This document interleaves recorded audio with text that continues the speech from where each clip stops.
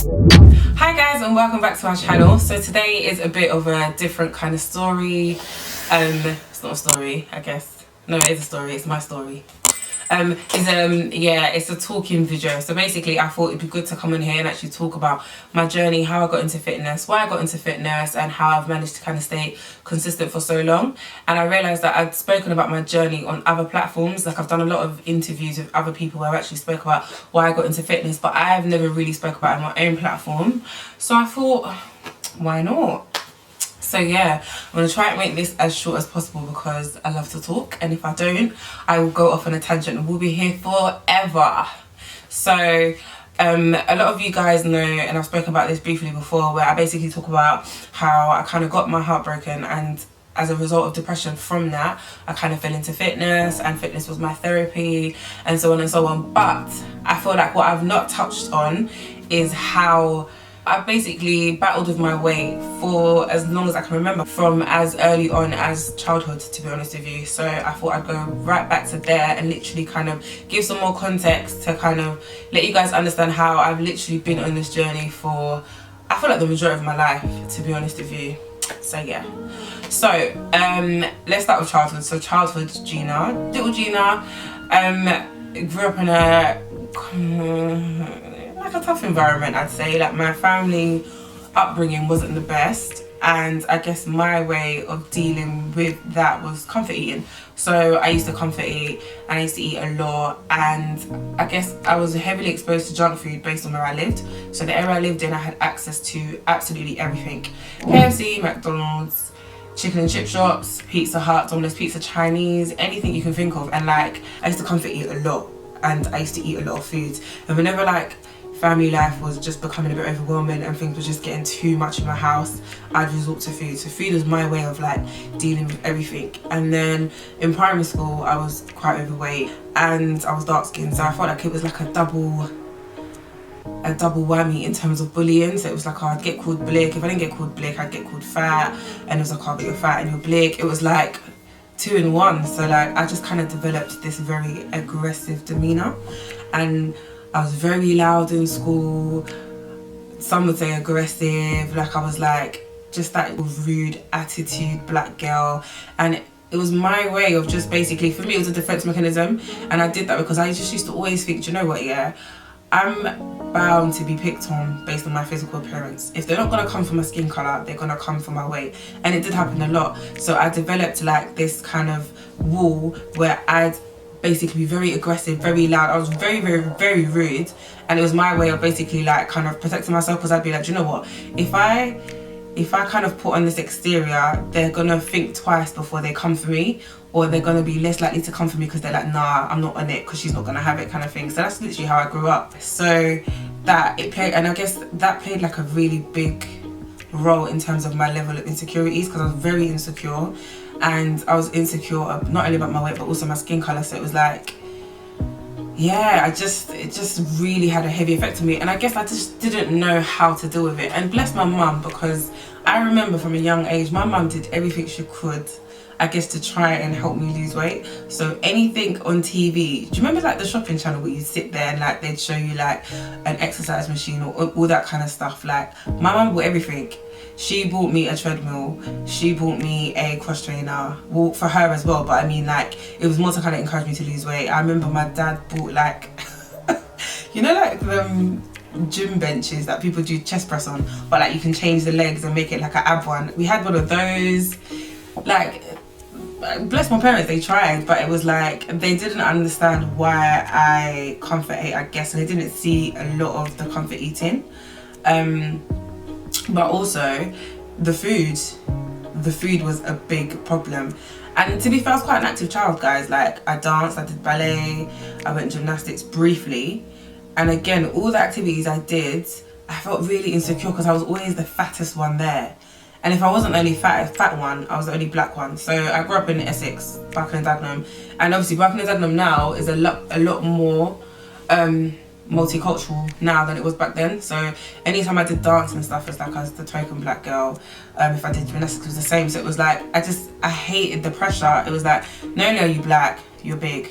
So I was the fat black girl. So again, confidence. Although I did all these things, I was never free or never completely confident, or like, I know myself, like I could have given it so much more. But even in terms of dancing, yeah, it sounds really dumb, but like I'd limit the moves just so I wouldn't shake as much. It sounds so dumb to say, but that's just how I was. Like I wouldn't give it 100% in terms of my performance, because I'd be like, if I do, my fat's gonna shake too much and I'm gonna look even sillier than I look. So all those things kind of played a part in like me just knowing that I had this weight issue and I just didn't know how to deal with it. And then obviously you had PE, but I hated PE in school, and I used to forward my mum's signature on a regular to say that I couldn't do PE. I hated PE, and if I'm honest with you, it was more the fear of getting changed in front of other girls. So I hated getting changed in the changing room because I didn't want people to see my rolls or to see my fat. And I remember like in, I think it was year 8, we had like a sports day, and I remember I cried because we had to do like a relay and the whole school was there, and the thought of running in front of everyone was just, nah, it was too much. It was way too much. But yeah, so yeah, I just have always kind of had this issue in terms of like my physical appearance, and I guess my way of dealing with it was to continue eating. Like I didn't know how to lose weight, and I guess this is something you're not really taught in secondary school in terms of PE and stuff. It's mainly sports based, but I didn't know how to lose weight, and I never understood the concept of exercise and eating healthy and me doing all those things to kind of contribute to my weight loss. So I just kind of avoided them altogether. But again, my mum did try. So like from young, this is so silly, but I remember this so clear as day. So it was year 9 and it was my birthday, and she took the skin off my chicken. And it sounds dumb, but guys, I had a tantrum, a full-on tantrum, like crying, screaming, how can you take the skin off my chicken? Like, what are you doing? Like, when I think about it, am I okay? I literally cried my eyes out because my mum took the skin off my chicken. Like, come to think about it, Gina. But yeah, that's how emotionally attached to food I was, basically, is what I'm trying to say. Like, food has always been like my emotional like thing. So I can understand, but it's so silly when I think back, like to have a whole tantrum over skin being taken off chicken. But I guess that was my mum's way of trying to do things to get me to eat better and stuff. But yeah, I just didn't get it. It just wasn't really open to it. But anyway, let me quickly fast forward. So towards the end of secondary school, so year 10, year 11, it was coming up to like prom, and I was like, okay, I need to lose weight because I want to look skinny in my prom pictures, and don't know how I'm gonna do it, but I need to do it. So I started starving myself. So I remember I would starve myself literally. I didn't eat, and what I would do is I'd save my dinner money and then I'd buy like chewing gum. So that's just what I did. I just used to eat chewing gum and drink Ribena in secondary school throughout year 11. And then basically what I remembered was, I remember that whenever I was constipated, my mum used to give me a laxative. So in my head, taking a laxative was a form of weight loss, because you're able to like poo out what you've eaten. So I started abusing laxatives every day, Monday to Friday. And you're thinking, how would you do this? Because you're in school, so you'd obviously need to go and do a number 2 in school. But I didn't care. Like, I would go and do a number 2 in school literally because I was on this mission to lose weight. And I lost a hella weight. I don't have a before picture, but I've got my year 11 prom picture, and if you look at my collarbone, I look so skinny. But it's crazy because at the time, I remember I still felt really, really fat, and I still felt like I was big. So my mum found out, I guess, because when she started realising that all the like laxative tablets were like disappearing, she started realising what I was doing, so she stopped buying them. But then, like I said, I was still able to get them over the counter, so that's what I continued to do. And that was me. Like, after that, I went to college, and whenever I felt, and going to college, the college I went to, we had everything near us, like pound pizza shops, chicken and chip shops, Caribbean shops, Chinese shops. So again, in college, like I put on weight again, and still felt quite insecure, to be fair. And again, okay, cool, I'm putting on weight, laxatives it is. Like, and it's nothing I spoke about. Only in secondary school, like a few girls in my like immediate circle, they knew about it because we did it together. Like, we all did it together. But other than that, And it's not something that I spoke about. So in college, I never spoke about abusing laxatives or anything. But like, I guess college was like the first time I kind of got introduced to the gym, because all the boys used to go gym, and then and I had a little male friend. So when they'd go gym and talk about their going gym, and obviously I'd complain about my weight and stuff. I remember my friend Big Boat would be like, "Come gym with me." So I remember me, him, Janice, and my friend Dennis used to go gym on Mondays, like teenage gym, I guess. It was in school, it was in like Langdon school. I think on Mondays, they had a gym in the school, so they let you use it. So we used to go there. But again, it's like, my diet was absolutely atrocious. So no matter how much exercise I was doing, I just never was kind of really seeing any results, if that makes sense. So yeah, I guess that was me in secondary school. And then I went to uni, and as most people do in uni, you put on weight because you're eating really badly. If you're not eating a lot of processed foods, you're eating a lot of takeaway, you're barely cooking, and yeah, just the regular eating a lot of crap. And then I feel like my story's not really making any sense right now, but the point I'm trying to basically make is, as the years have gone on, I've always been someone who's very insecure or very affected by my weight, but I just kind of never knew how to do it properly or how to do it and it continues. So I would lose weight by abusing laxatives or starving myself, and I knew how to do that. But then once I, like, you know, once I got my appetite back, I just go back to normal. So, and obviously I was chubby, big, whatever, from a young age, so I never really knew what me being slim looks like, and I didn't think it was something that was even possible. I just felt like I'm just meant to be fat, and I'm just gonna have to fight being fat for the rest of my life. And that's how I felt for the majority of my childhood. So getting into my early 20s now, so I'm not overweight, I'm not extremely overweight, however I do have a big belly.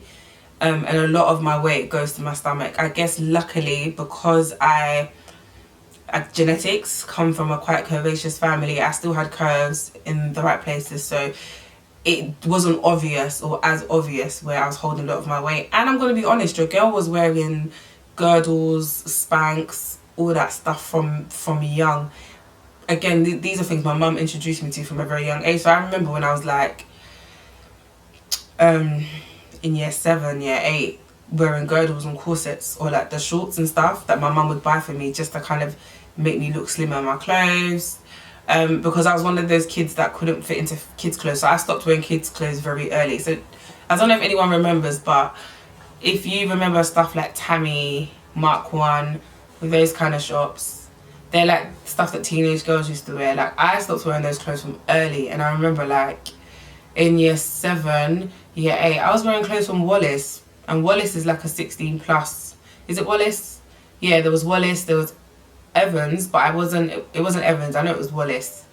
So I used to wear adult clothes at a very young age. So yeah, I knew about girdles and corsets and all that kind of stuff that adults, I guess, would wear under their clothes, because my mum kind of used to get me those to help me fit in my clothes better, I guess. So yeah, when it got to uni, after uni, if you ever saw me in a bodycon dress, best believe underneath that dress, if it's not shorts, it's shorts and a waist trainer, like both, just sucking me in.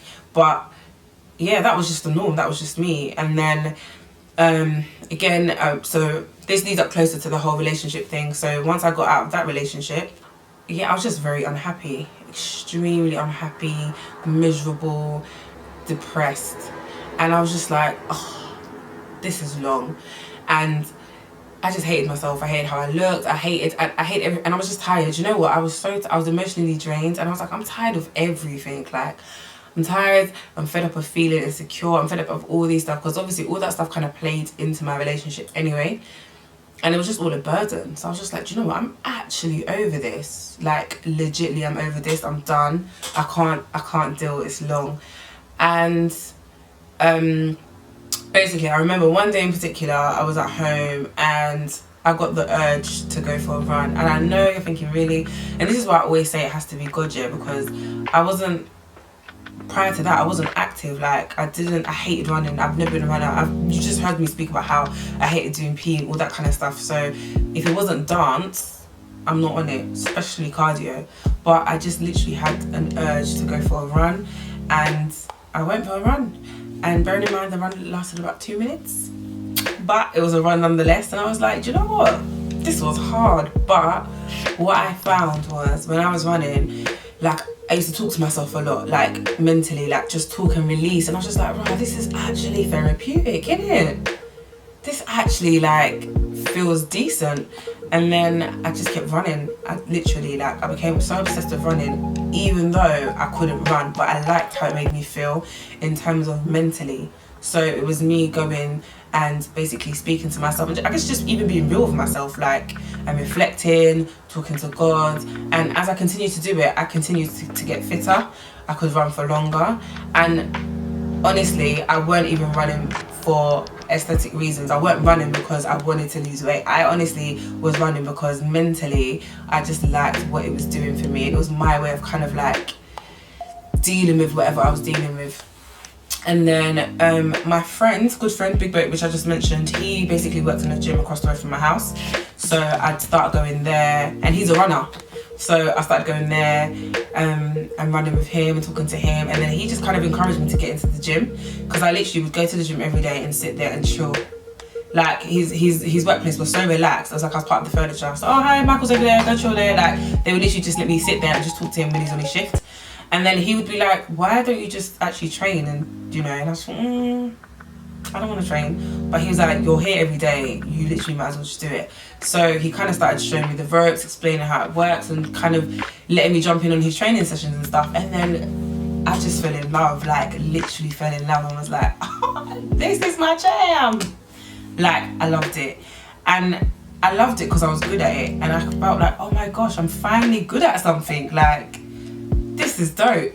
So I just became like a gym freak and would go to the gym every day, and I did everything. I did spin, I went to classes, it was a lot of cardio stuff, so it was less weight training, and it was just mental. But then what was so great was when I started to notice that your girl was looking snatched. I was like, oh, this stuff actually works.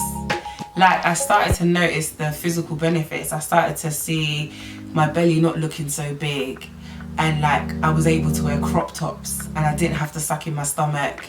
And these were small victories that honestly I never ever thought I'd ever be able to like overcome. Like, I never thought at a young age I'd ever be able to wear a crop top or a belly top, ever. And it sounds dumb, but I literally remember thinking, no, that's not for me, don't think I'll ever be able to do it. But I was like, yo, I can wear a crop top and I don't have to suck in my stomach, it's lit.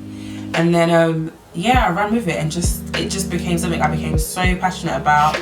Not only obviously for the physical benefits, but guys, mainly for me, it was mainly mental. Like, it was all for my mental health. And I always say this, and I always say fitness saved my life, because I was in such a dark place, but fitness literally took me out of that. And then I just started to like not fall in love with myself, but appreciate myself so much more, give myself so much credit. And it's like the bounce back was mad, fam. Like, yeah, it was yeah, the glow up was real. The glow up was real, and it was sweet. It was really sweet.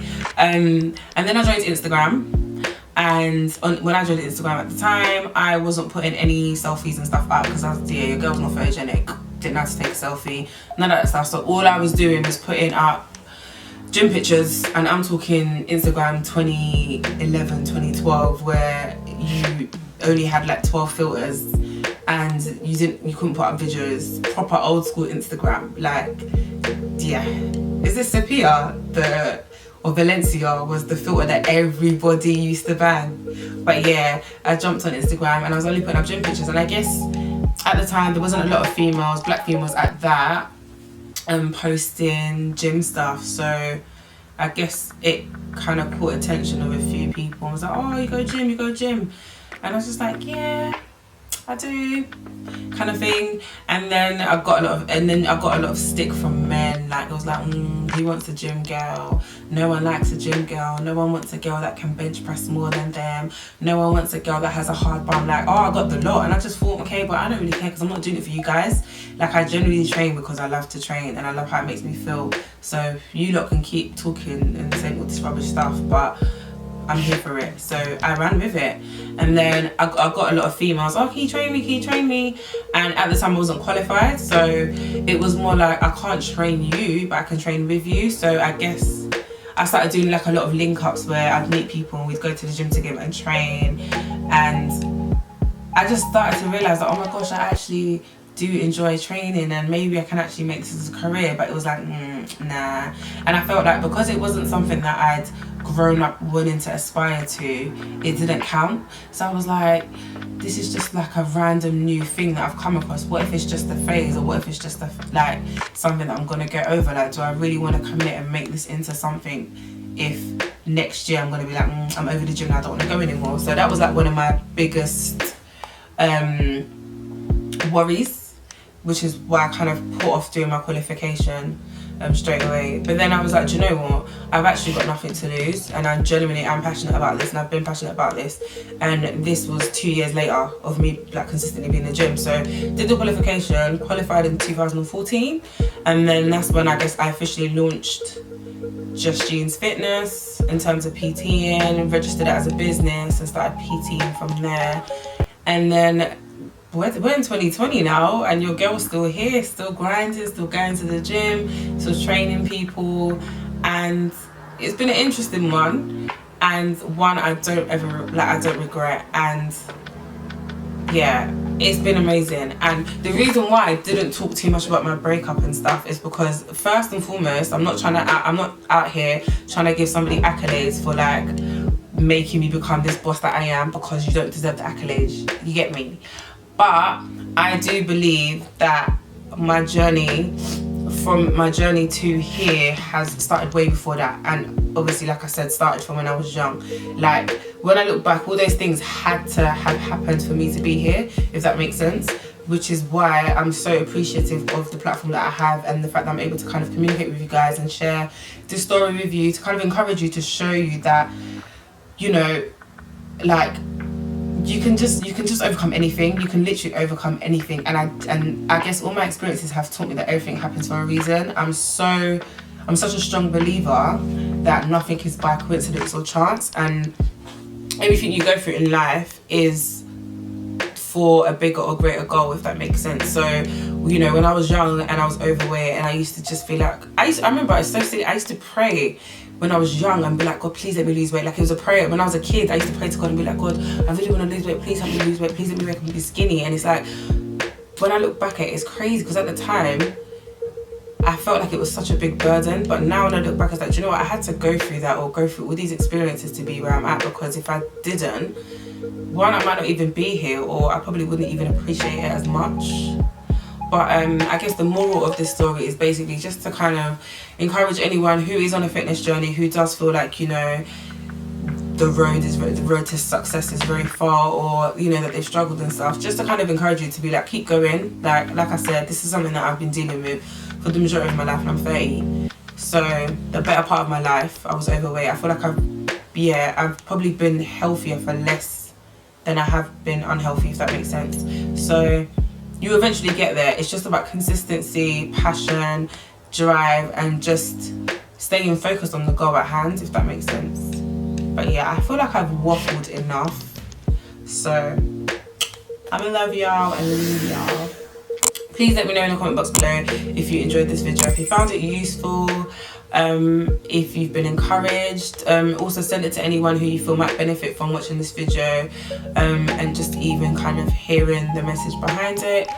And yeah, I thank you for listening to me waffle. You've been very, very, very good, because I've been talking for ages and you're still here. So if you made it to the end of the video, big up your chest. But guys, I'm gonna love you and leave you, and I'll catch you in the next video. Peace.